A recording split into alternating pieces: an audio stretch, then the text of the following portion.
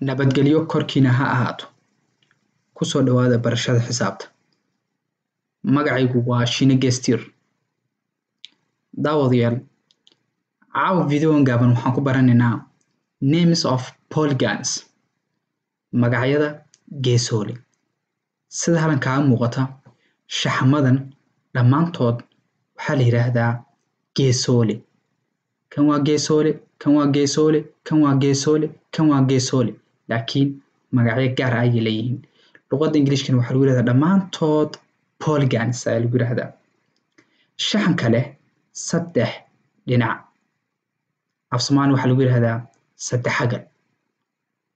Luqadda Ingiriiskana waxaa lagu yiraahdaa triangle. Wuxuuna soo hoos galaa family-ga ama qoyska geesooleyaasha ayuu ka mid yahay. Shaxan kale afarta dhinac. Waxaa lagu yiraahdaa af Soomaali afar geesle. Luqadda Ingiriiskana waxaa lagu yiraahdaa quadrilateral. Shaxan kale shan dhinac. Luqadda Ingiriiska waxaa lagu yiraahdaa pentagon. Af Soomaalina waxaa lagu yiraahdaa shan geesle. Shaxan kale lix dhinac. Waxaa English lagu yiraahdaa hexagon. Luqadda af Soomaalina waxaa lagu yiraahdaa lix geesle. Shaxan kale toddoba dhinac. Waxaa English lagu yiraahdaa heptagon. Af Soomaalina waxaa lagu yiraahdaa toddobo geesle. Shaxan kale halkan kaaga muuqda shaxan kale sideed dhinac. Waxaa English lagu yiraahdaa octagon. Af Soomaalina waxaa lagu yiraahdaa sideed geesle. Shaxan kale sagaal dhinac.